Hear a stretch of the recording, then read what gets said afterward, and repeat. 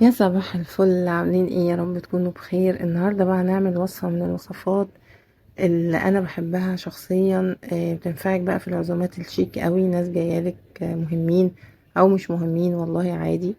بتنفع.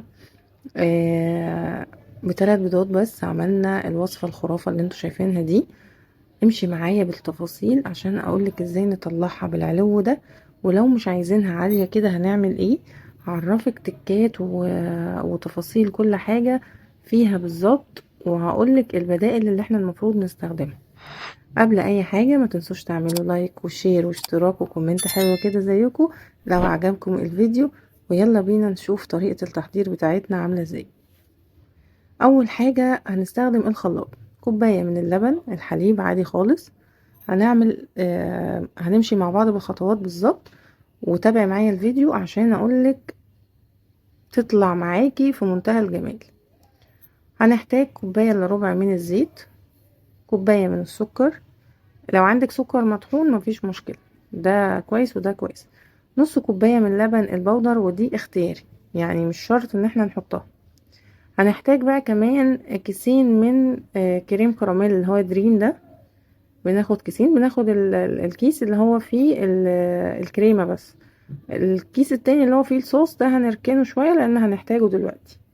اهو حطينا واحد وهنحط التاني. بس كده هنقفل على كده، وهنضرب الكلام الحلو ده كله مع بعضه. هضربه في الخلاط لحد ما القوام بتاعه يتقل، ولحد ما السكر بتاعي يدوب خالص. بنضرب شوية ونقفل وشوية ونقفل لحد ما نحصل على القوام ده، واتأكد ان السكر ده. هنا بقى هناخد كوباية من الصوص ده، لان الصوص ده هنزين بيه في الاخر. فبناخد منه كوباية، وضروري قوي الكوباية اللي احنا هنشتغل بيها هي اللي بنشتغل بيها في كله. يعني كوباية السكر هي نفس كوباية الزيت، هي نفس كوباية اللبن، نفس الكوباية. هتستخدمي كوباية صغيرة هي بتبقى نفس الكوباية على كله. تمام. اهو خدنا كوباية منه هنحطه في التلاجة، وبعدين هنيجي للخليط اللي في الخلاط ده وهنشوف هنعمل ايه فيه دلوقتي. هنجيب بقى هنا بيض. طبعا ما ينفعش نحط البيض في الاول، لان احنا هناخد الكوبايه اللي هي حطيناها في التلاجة دي صوص مش هيدخل الفرن. هناخد 3 بيضات. اهو انا عشان واثقه طبعا ان البيض كويس فبكسره على طول. لكن لو احنا مش واثقين ان البيض بتاعنا كويس فبنكسره بقى في طبق لوحده كده ونشوف البيضه اخد سليمه ولا لا. حطينا 3 بيضات. هنحط بقى معاهم الفانيليا طبعا عشان الزفاره بتاعه البيض. اهو هنبدأ بقى نرجعه الخلاط تاني وهنضربه. في المرحلة دي بقى هتلاقوا القوام بقى سائل شوية. هنجيب بقى هنا عندي كوبايتين من الدقيق، وهكرر تاني الكوباية اللي احنا اشتغلنا بيها هي نفس الكوباية اللي احنا عيرنا بيها الدقيق برضو. دول كوبايتين من الدقيق، حطيت عليهم ذرة ملح وحطيت كيس بيكنج باودر. ماشي. عندك بقى كيس اللي هو كيك شيف ده ماشي، بيكنج باودر اللي انا مستخدماه ده ماشي، كله شغال يعني. بس كده مش هنحط عليه اي اضافات تانية. هقلبه لحد ما اتاكد ان البيكنج باودر طبعا دخلنا الدقيق كويس. ضروري ندخل الدقيق مش عشان بس لو في اي حاجة، لا علشان كمان ندخله هواء. لما بندخل الدقيق بيدخل له هواء فبيبقى القوام بتاعي احسن بتاع الكيك. اهو قلبنا بقى وتاكدنا ان البيكنج باودر والملح دخل فيه. هننزل بقى بالخليط بتاعي عليه كده. اهو طبعا كل دقيق بيختلف عن دقيق التاني، يعني حسب ما انتي بقى واخده على الدقيق بتاعك. نزلنا طبعا كل اللي في الموجود في الخلاط. بس الاسباتولا دي بتبقى حلوه قوي انها ما بتسيبلكيش اي حاجه في الخلاط او في الحلل او في اي حاجه احنا بنفضيها. فهي بتنزل كل حاجه احسن من المعالق يعني. يعني مش خساره فيها الفلوس بصراحه. اهو نزلناها وهنقلب بقى كويس. نقلب عادي خالص. بصوا مفيش اي حاجه صعبه في الموضوع، احنا ماشيين مع بعض خطوة خطوة. وتابعوني عشان اقول لكم هنعمل ايه دلوقتي وتعرفوا التفاصيل وازاي يطلع معاكم كويس. اهو انا قلبت هنا، يعني فضلت اقلب اهو معاكم. لازم نتأكد ان الدقيق دخل فيه السائل كله، ما يبقاش فيه عندي تكتلات دقيق خالص. بنقلب بالراحة خالص. هنا بقى الاسباتولا كانت تقل عليها فجبت مضرب يدوي كده وقلبنا. حسيت بقى ان انا هنا ان الدقيق بتاعي تقل، يعني القوام تقيل، زودت لها نص كوبايه من اللبن. يعني بصوا هي كده تقيله. لو احنا بقى عايزين نحط كوبايه ونص من اللبن في الاول مفيش مشكله. لو عايزين تستنوا زي ما انا عملت، علشان انا كنت اول مره استخدم نوع الدقيق ده، ونشوف لو تقلت بنضيف لها نص كوبايه من اللبن عادي خالص، ومفيش اي مشكله. بنقلب اهو، ضفنا نص كوبايه من اللبن، وهنقلب لحد ما نحصل على قوام وسط، ولا سائل قوي ولا تقيل قوي. بس هما كوبايتين الدقيق اخدوا 3 بيضات، واخدوا كوبايه ونص من اللبن. طبعا على حسب قلتلك الدقيق اللي انت مستخدماه، او هتحطي كوبايه ونص من الدقيق. يعني لو انت هتحطي كوبايه لبن، حطي كوبايه ونص بس من الدقيق. اهو قلبنا بقى بعد ما حطينا نص كوبايه اللبن لحد ما اخدنا القوام ده. هو ده القوام المظبوط اللي انا عايزاه.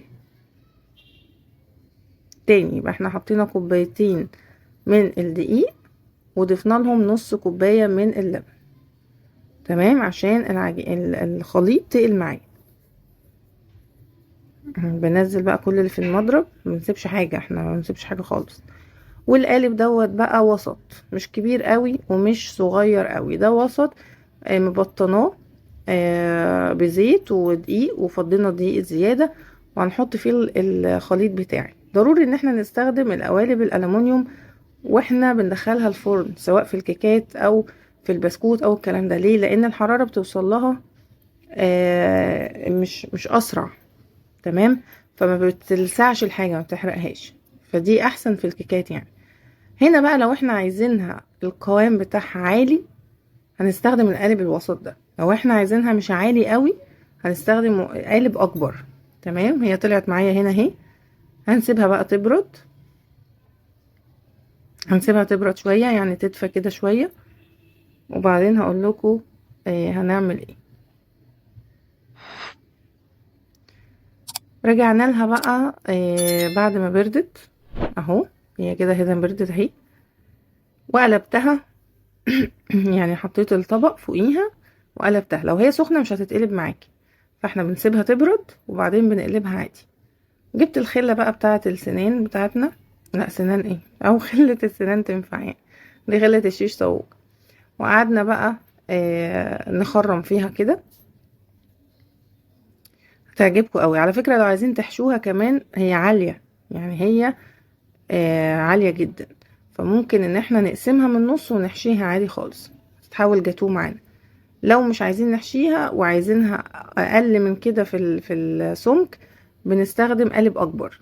تمام، هنا جبت كوبايه من الحليب بقى وسقسقتها بيها كده.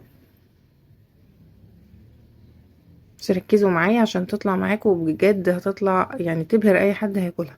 الكيكه دي من الكيكات الرائعه يعني، وسهله جدا، يعني مفيش فيها اي افتكاسه ولا اي حاجه صعبه، والمكونات كلها موجوده عندنا في البيت.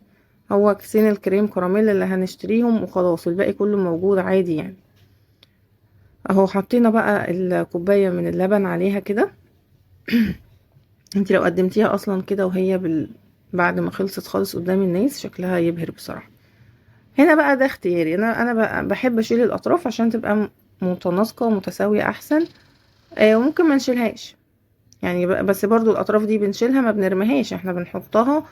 وهعملها لكم في فيديو تاني كده، وهقول لكم بنعمل فيها ايه. بنعمل لها صوص كده وبنعجنها، وبنعمل لها بوبس كده بنعمل بوبس كده من الكيكات للاطفال، بتبقى حلوه قوي، مفيش حاجه بتترمي يعني. هنقطع بقى الاطراف كلها عشان تبقى شكلها احلى. تنفع بقى تقدميها كتورته، تنفع تقدميها نحشيها، نقسمها من النص ونحشيها عادي خالص. فليها افكار كتير، لان شكلها فعلا يعني شكلها ملفت ملفت قوي.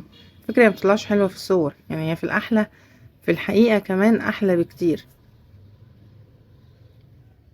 اهو بدأنا بقى نشيل الاطراف بالراحة خالص عشان ما تتفرفتش معانا بالسكينة كده، وبنمشي عليها بالراحة خالص زي ما انتوا شايفين كده. من الحاجات اللطيفة، من الحاجات اللي ممكن نوديها هدية لحد. برضو الاطفال، لان احنا مزودين لها بيض اهوت ولبن، ففيها فوائد وفيها قيمة غذائية حلوة. اهو بصوا بقى قطعنا الاطراف من الحاجات يعني اللي فعلا تستاهل التجربة. بجد لازم تجربوها وامشوا على الخطوات بالظبط، هتطلع معاكم زي ما انا قلت لكم. هنا بقى جبنا الصوص اللي احنا ركناه على جنب، شكله مبهج اهو. الصوص ده لوحده اصلا ممكن نعمله في اي وصفة تانية، يعني مش شرط نعمله في دي بس. لو عملتوا نفس الطريقة اللي احنا عملناها دي واستخدمتوه كصوص كده تزينوا بيه الجاتوهات وتحطوه على الوش كده، بيبقى حلو قوي.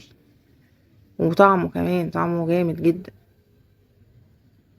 وينفع في السينابو على فكرة، يعني طعمه حلو جدا. اهو هننزل بقى الصوص بتاعنا عليه كله كده زي ما انتم شايفين بالظبط كده. حط بقى الاطراف في الاماكن اللي ما فيهاش براحتكم، يعني اقعدوا العبوا. يعني حتى انا ما قلب، يعني ما سويتهوش، حتى هو بيساوي نفسه لوحده. بصوا ما سويتهوش لا بمعلقه ولا سباتولا ولا اي حاجه خالص، هو سوى نفسه لوحده خالص. بصوا بيهدى بيروح واخد الشكل، ما احتجتش ان انا احط فيه اي معالق ولا اي حاجه خالص.